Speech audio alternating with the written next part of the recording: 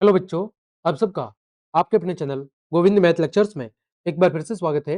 तो प्रिय विद्यार्थियों, आज की इस क्लास में हम कक्षा 6 और 7 अंग्रेजी विषय की वर्कबुक 2023-24 के वर्कशीट नंबर 84 और फिर उसके बाद हम आपके फॉर्मेटिव असेसमेंट नंबर 12 यानी 12 को सॉल्व करना सीखेंगे। ठीक है, पहले हम वर्कशीट नंबर 84 को सॉल्व करेंगे और उसके बाद हम आपके फॉर्मेटिव असेसमेंट नंबर 12 को सॉल्व करना सीखेंगे। तो वर्कशीट नंबर 84 में हम क्या सीखेंगे? Usage adjectives appropriately. तो एडजेक्टिव्स का मतलब क्या होता है बच्चों? एडजेक्टिव्स का मतलब होता है विशेषण शब्द। कौन से शब्द? विशेषण शब्द। अब देखो, विशेषण क्या होते हैं? विशेषण वे शब्द होते हैं जो नाउन, नाउन का मतलब संज्ञा, और प्रोनाउन, प्रोनाउन का मतलब सर्वनाम। विशेषण यानी एडजेक्टिव वे शब्द होते हैं जो नाउन और प्रोनाउन की क्या बताते हैं? नाउन और प्रोनाउन की विशेषता बताते हैं। क्या बताते हैं? नाउन और प्रोनाउन की विशेषता बताते हैं। ऐसे शब्दों को एडजेक्टिव यानी कि विशेषण कहा जाता है। तो वे शब्द जो संज्ञा अथवा सर्वनाम की विशेषता बताते हैं उन्हें हम क्या कहते हैं? उन्हें हम विशेषण कहते हैं। देखो पहला प्रश्न, read the sentences given below. नीचे दिए गए प्रश्नों को पढ़िए या वाक्यों को पढ़िए and in circle the adjectives, और जो आपके विशेषण शब्द है उसके ऊपर क्या करना है? आपको गोल घेरा करना है। पहला सेंटेंस है, he won a gold medal. उसने एक गोल्ड मेडल जीता। उसने क्या जीता है? उसने गोल्ड मेडल जीता है। अब जो मेडल है उस मेडल की विशेषता क्या है कि वो कौन सा है? वो गोल्ड का है, सोने का है। तो यहां पर जो गोल्ड है वो क्या हो जाएगा? आपका एडजेक्टिव हो जाएगा। क्या होगा? एडजेक्टिव, क्योंकि ये क्या कर रहा है? ये मेडल की विशेषता बता रहा है। दूसरा, द बिल्डिंग इज हाई। तो यहाँ पर बिल्डिंग की विशेषता कौन बता रहा है? कि जो ये भवन है, ये जो मकान है वो बहुत ही ज्यादा ऊपर है। तो इसकी विशेषता क्या है? कि ये बहुत ही ऊंचा है। तो यहाँ पर कौन सा शब्द है? हाई शब्द। अगला, it is a thick book. ये कैसी बुक है? ये काफी थिक बुक है। थिक का मतलब मोटी। तो यहाँ पर बुक की विशेषता क्या है? कि ये मोटी है। तो थिक क्या हो जाएगा? आपका एडजेक्टिव। अगला, I have a green watch. मेरे पास हरी हरे रंग की घड़ी है। ग्रीन वॉच का मतलब है कि हरे रंग की घड़ी है। तो यहाँ पर घड़ी की विशेषता क्या बता रहा है? कि वो कैसी है? ग्रीन है। तो ग्रीन क्या हो जाएगा? आपका एडजेक्टिव। अगला, द मैन लुक्स हैप्पी। वह आदमी क्या नजर आ रहा है? वह आदमी खुश नजर आ रहा है। तो उसकी विशेषता क्या है? कि वह कैसा दिख रहा है? वह खुश दिख रहा है। तो हैप्पी क्या है? यहाँ पर हैप्पी आपका एडजेक्टिव है। अगला, the music was so loud. Music क्या है? बहुत ही ज्यादा तेज है। तो यहां पर जो लाउड शब्द है, लाउड शब्द क्या है? एडजेक्टिव है। अगला, सी इज अ लेजी गर्ल। वह कैसी लड़की है? वह आलसी लड़की है। तो यहां पर जो लेजी शब्द है, आलसी शब्द है, वो क्या है? वो लड़की की विशेषता बता रहा है। अतः ये क्या है? एडजेक्टिव है। अगला, I bought an expensive watch. Expensive का मतलब क्या होता है? महंगी। क्या होता है? महंगी। कि मैंने एक महंगी घड़ी खरीदी है। ठीक है, मैंने क्या खरीदी थी? एक महंगी घड़ी खरीदी थी। तो यहाँ पर घड़ी की विशेषता क्या है? कि वो कैसी है? वो महंगी है। तो यहाँ पर जो एक्सपेंसिव शब्द है वो क्या हो जाएगा? आपका एडजेक्टिव हो जाएगा। ठीक है, आगे बढ़ते हैं। Question number 2, complete the sentences given below using the adjectives given in the box. यानी इस बॉक्स के अंदर जो एडजेक्टिव शब्द दिए गए हैं इनकी मदद लेते हुए आपको वाक्यों को पूरा करना है। देखो, I need to wear my jacket. मुझे अपना जैकेट पहनने की क्या है? आवश्यकता है। It is very cold outside. क्योंकि जो बाहर है वो क्या है? बाहर बहुत ही ज्यादा सर्दी है, या बाहर का जो मौसम है बहुत ही ज्यादा ठंडा है। इस वजह से मुझे अपना जैकेट पहनने की जरूरत है। अगला, I have a very I have a very old phone. मेरे पास काफी पुराना फोन है, बट इट वर्क्स वेल। लेकिन फिर भी वह अभी सही कार्य कर रहा है। अगला, the car moves slowly in traffic. जो कार है वो ट्रैफिक के अंदर धीरे धीरे आगे बढ़ रही है। चौथा, the books is so interesting. यहां पर क्या आएगा? The book is so interesting. Interesting का मतलब क्या होता है? बहुत ही ज्यादा आनंददायक है, अच्छी है। This book is so interesting I read it in no time. ये बुक काफी इंटरेस्टिंग है, अतः इसे मैं खाली समय के अंदर पढ़ूंगा। ठीक है, I read it in no time. No time का मतलब है कि इसे जब खाली समय नहीं होता तब भी मैं क्या करता हूं, पढ़ता हूं, यानी जरूरी समय के दौरान भी मैं पढ़ता हूं। अगला, the bag is very, the bag is very light. Bag क्या है, काफी हल्का है। अगला, my grand mother is getting old. मेरी जो दादी माँ है वो क्या हो रही है, धीरे धीरे बुढ़ी हो रही है। तो यहाँ पर हमने जो एडजेक्टिव अलग अलग यूज हो रहे थे उनको हमने अच्छे से खाली जगह के अंदर भर दिया और वाक्यों को पूरा कर दिया है।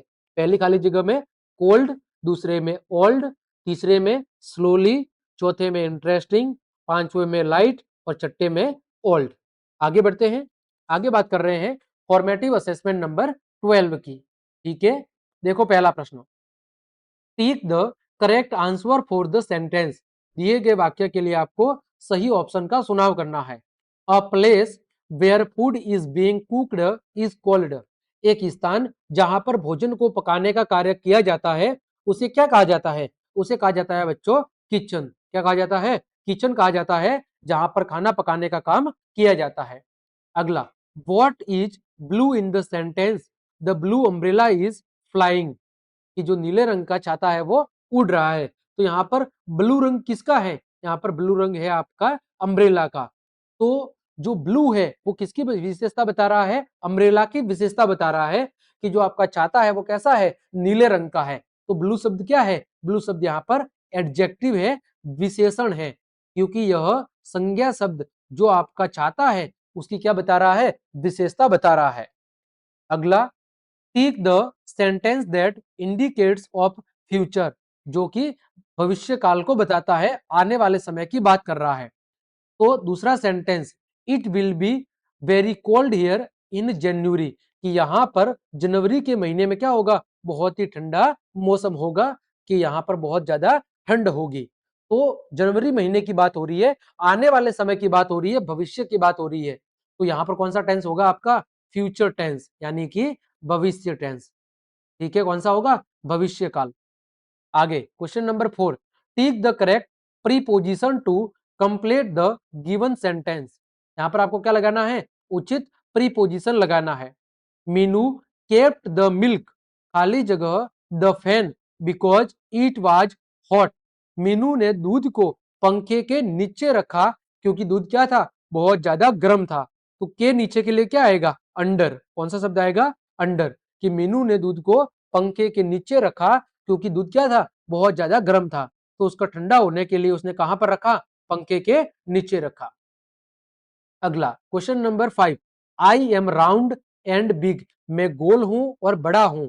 आई हैव सीड्स, मेरे अंदर क्या होते हैं, बीज होते हैं। सीड्स का मतलब क्या होता है, बीज। ठीक है, राउंड का मतलब क्या होता है, गोल। बिग का मतलब क्या होता है, बड़ा।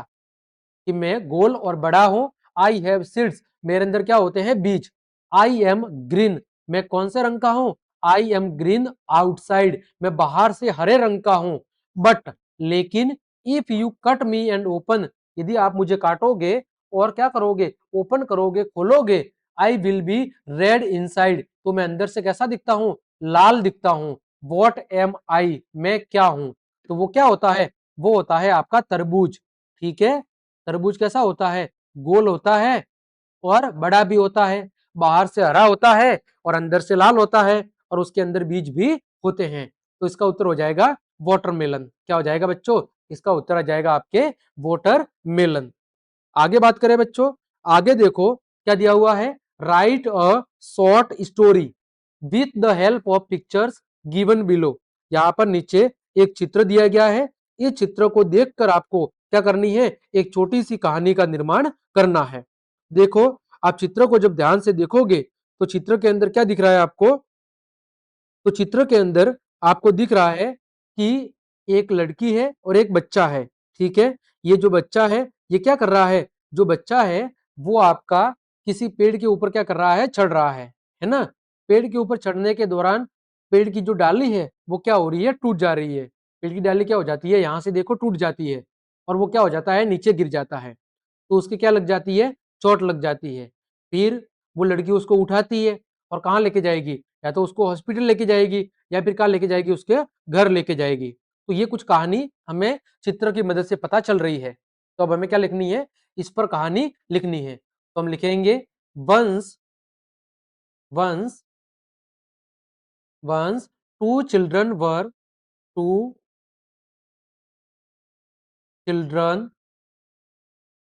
वर playing in ground playing in the ground. एक समय की बात है कि दो बच्चे ग्राउंड यानी मैदान के अंदर खेल रहे थे। ठीक है। सडनली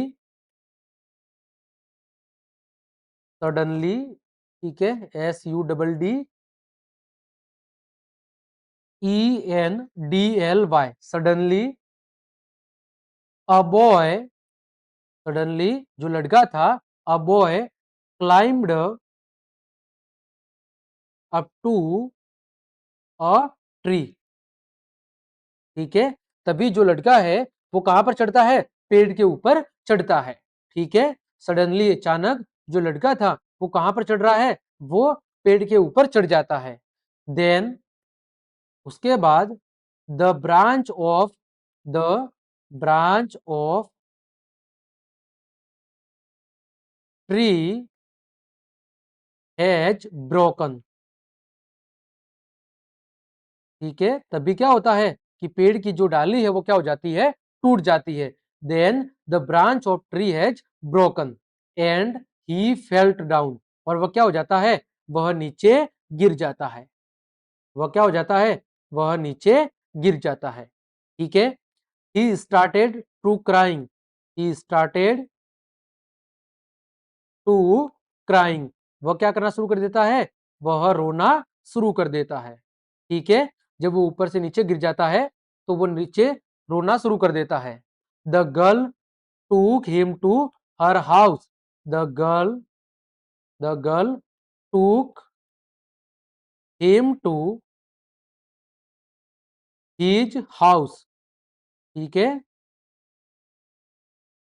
जो लड़की है वह उसे उठाकर कहां लेके जाती है, उसके घर पर लेके जाती है। The girl told the girl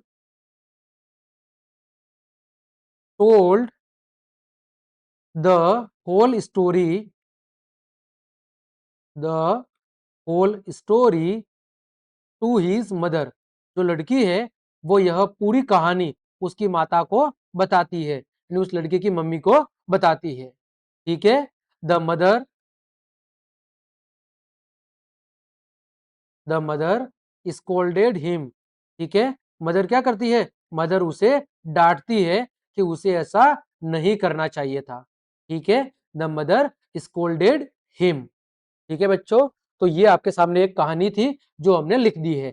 उम्मीद करता हूं वर्कशीट नंबर 84 और फॉर्मेटिव असेसमेंट नंबर 12 दोनों आपको अच्छे समझ में आए होंगे। तो क्लास देखने के लिए आप सभी का धन्यवाद। यदि आपको मेरी क्लास और मेहनत पसंद आई है तो बच्चों लाइक, कमेंट, शेयर और सब्सक्राइब जरूर करें। आज के लिए इतना ही।